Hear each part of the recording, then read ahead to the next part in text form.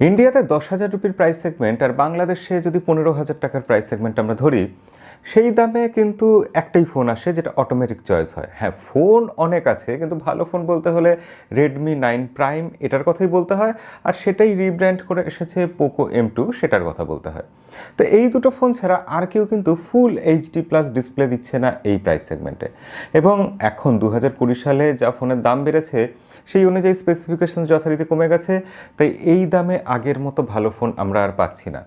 2018-19 সালে যে দামে যা যা পেতাম, আমরা 2020 সালে সেগুলো পাচ্ছি না। কিন্তু 2020 সালের নতুন ফোন কিনতে হলে আমরা 10,000 রুপি যদি আমার পকেটে থাকে, তাহলে কি করব? তাহলে Redmi 9 প্রাইম ছাড়া আর কি কোনো বিকল্প আমরা পাবো না? হ্যাঁ, বিকল্প একটা পাওয়া গেছে, এই কুলপ্যাডের কোম্পানির কুল 6 এই ফোনটা। কুলপ্যাড একটা চাইনিজ কোম্পানি অবশ্যই, এবং তারা ছোটোখাটো একটা কোম্পানি। একটা সময় তারা শুরু করেছিল, চেষ্টা করেছিল ইন্ডিয়ার মার্কেটে অপারেট করার, বাংলাদেশেও দু একটা ফোন নিয়ে গেছিলো, কিন্তু টিকতে পারেনি।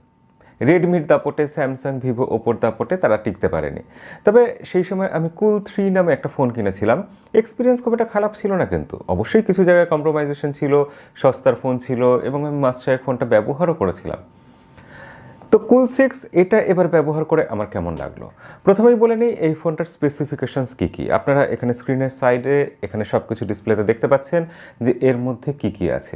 কিন্তু আমার যেটা সবার আগে এই ফোনটার ক্ষেত্রে দৃষ্টি আকর্ষণ করে নিয়েছে, সেটা হচ্ছে না এর পপআপ সেলফি ক্যামেরা নয়, এর ফুল HD প্লাস ডিসপ্লে। 10,000 রুপি, 15,000 টাকা একটা ফুল HD প্লাস ডিসপ্লে পাবো, এটা সময়ের দাবি, এবং সেই দাবিটাকে আজকাল কোনো কোম্পানি পাত্তা দিচ্ছে না। সেক্ষেত্রে কুলপ্যাড এটা একটা ভালো বিকল্প নিয়ে আসলো। Redmi 9 ছাড়াও আমরা হাতে আর একটা ফোন পেলাম, এবং তার সাথে সাথে এই ফোনটা আরও বাড়তি ভালো কিছু দিল এবং বাড়তি খারাপ কিছুও দিল। প্রথমেই বলি, এই ফোনটায় ভালো যেগুলো দিয়েছে, এই ফোনটাতে অবশ্যই খুব ভালো বলতে হয়, এই দামে এরা মিডিয়াটেকের Helio G70 প্রসেসর দিয়েছে ফুল HD প্লাস ডিসপ্লে দেওয়ার সাথে সাথে।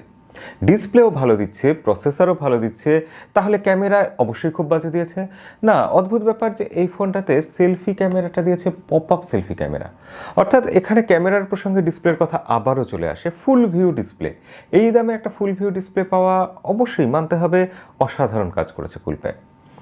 ভালো প্রসেসর দিয়েছে, ইনফিনিক্সের মতো প্রসেসর খারাপ করে দিয়ে পপআপ সেলফি ক্যামেরা দেয়নি।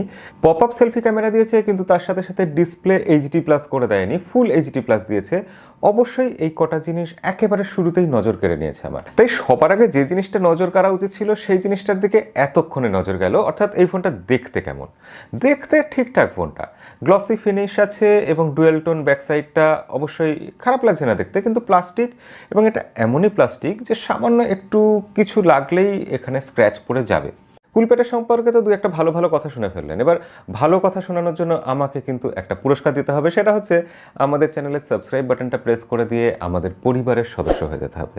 এটা আপনার কাছে অনুরোধ থাকবে যে পরিবারের সদস্য হয়ে যান, বেল আইকনটা প্রেস করে রাখুন সাথে, যাতে সব নোটিফিকেশন আপনার কাছে সবার আগে চলে যায়। এখানে অলরেডি একটা প্রি ইনস্টলড স্ক্রিন প্রোটেক্টর রয়েছে যদিও, কিন্তু এর ডিসপ্লেটার আসলে স্ক্রিনটা কি প্রোটেকশনে আছে, গ্লাসটা কি গরিলা গ্লাস না পান্ডা গ্লাস, সেসব কিছু আমরা জানি না।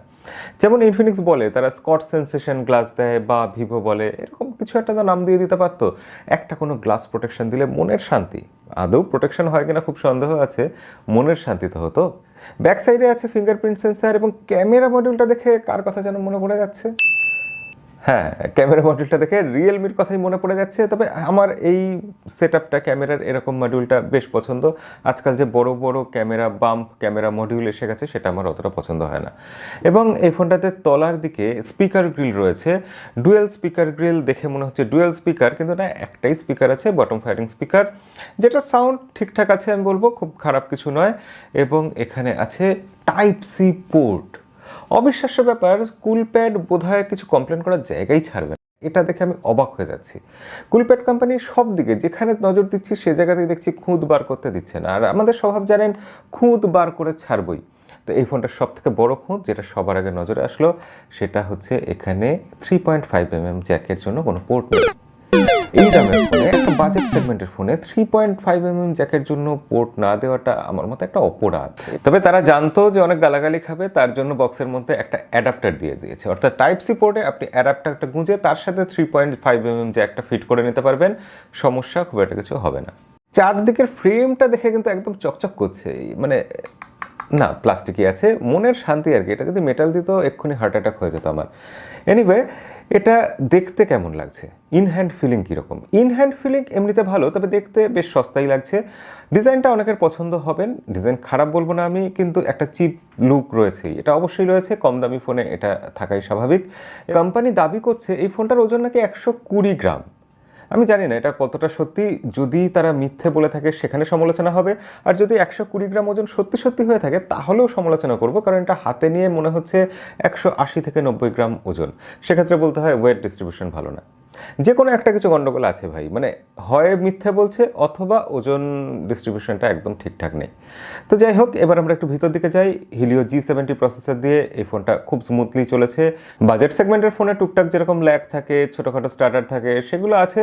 হিটিং ইস্যু আমি পাইনি, টুকটাক একটু গেম প্লে করলে বা ক্যামেরা অনেকক্ষণ চালালে গরম হচ্ছে, তবে সেটাও মানিয়ে নেওয়ার মতো। এবং ক্যামেরা, সামনে পপআপ সেলফি ক্যামেরাটা ঠিকঠাক যাতায়াত করছে, এমনিতে দেখে তো সমস্যা মনে হচ্ছে না। জানি না দীর্ঘদিনে কি হবে, কারণ এইসব কোম্পানির এইসব ফোনগুলোর আফটার সেল সার্ভিস নিয়ে একটা সন্দেহ থেকে যায়। কুলপ্যাড মাঝে মাঝে উদয় হয়, ভেসে ওঠে, তারপর যদি আবার ফোন বিক্রি করে দিয়ে গায়েব হয়ে যায় তখন কি হবে, এটা নিয়ে একটা ভয় থাকেই।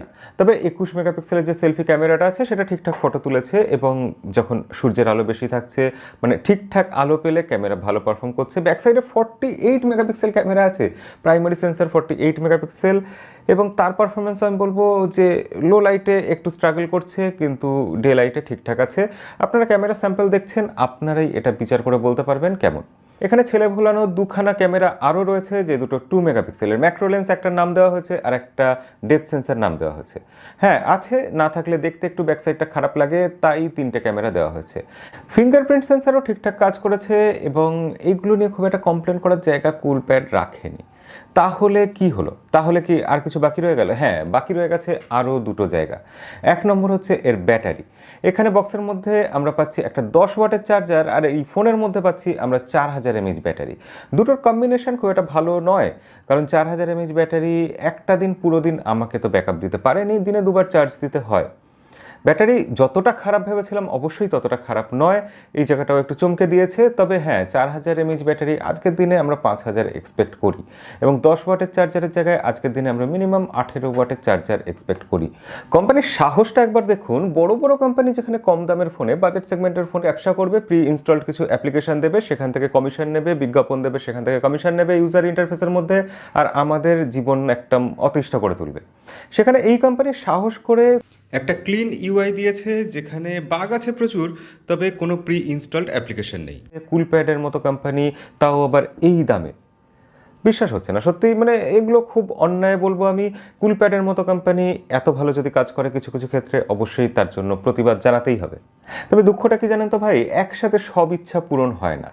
ডিসপ্লেতে গ্লাসটা নিয়ে একটু দুঃখ রয়ে গেল, ব্যাটারি ব্যাকআপ নিয়ে, চার্জার নিয়ে একটু দুঃখ রয়ে গেল, না হলে ওভারঅল ফোনটা কিন্তু খুব একটা খারাপ লাগছে না। এই ফোনটা দুটো ভেরিয়েন্টে আসে, একটা 4GB 64GB, যেটা ইন্ডিয়াতে বললাম 11,000 রুপিতে লঞ্চ করেছে, এবং আরেকটা ভেরিয়েন্ট হচ্ছে যেটা 6GB 128GB, সেটা ইন্ডিয়াতে 13,000 রুপিতে পাওয়া যাচ্ছে। তবে এই 13,000-এর ভেরিয়েন্টটা আমার মতে, তার অনেক কম্পিটিটর রয়েছে, এর থেকে বেটার ফোন রয়েছে, কিন্তু বেস ভেরিয়েন্ট যেটা 11,000 রুপিতে, সেই ফোনটা আমি বলবো ভালো ফোন এবং কম্পিটিশন দিচ্ছে। কিন্তু অবশ্যই এই ফোনটা যদি কেউ নেওয়ার কথা ভাবেন, তাহলে তার আগে 10 বার ভাববেন এই ফোনটার আফটার সেল সার্ভিস কী হবে। ফোনটা কেনার পর কোনো রকম সমস্যা হলে তখন কি হবে। কুলপ্যাড কোম্পানি আপনাকে ব্যাকআপ দেবে কিনা, ভবিষ্যতে গিয়ে আপনার আফটার সেল সার্ভিস দেবে কিনা, ঠিকঠাক সব কিছু কন্টিনিউ করবে কিনা, তারা আদৌ ব্যবসাটা কন্টিনিউ করবে কিনা, সেই প্রশ্নগুলো থেকেই যায় মনের মধ্যে। তবে প্রশ্ন মনের মধ্যে যদি থাকেও, কিছু ব্যাপার থাকে যেগুলো আমাদেরকে মানতেই হয়, সেটা হচ্ছে এই ফোনটা এই দামে একটা ভালো ফোন, ভালো বিকল্প। আজকের ভিডিওতে এটুকুই শেয়ার করার ছিল। ভিডিও কেমন লাগলো অবশ্যই সেটা লাইক করে জানাবেন, আর আপনার একটা লাইক কতটা মূল্যবান সেটা আপনি এখনও সত্যি বলতে কি জানেন না হয়তো। এই একটা লাইক এই ভিডিওটাকে আরও 10 জন নতুন মানুষের কাছে পৌঁছে দেবে, তারাও ভিডিওটা দেখে কিছু জানতে পারবেন। তাই অবশ্যই লাইক করবেন, আর ভিডিও খারাপ লাগলে অবশ্যই ডিসলাইক করবেন।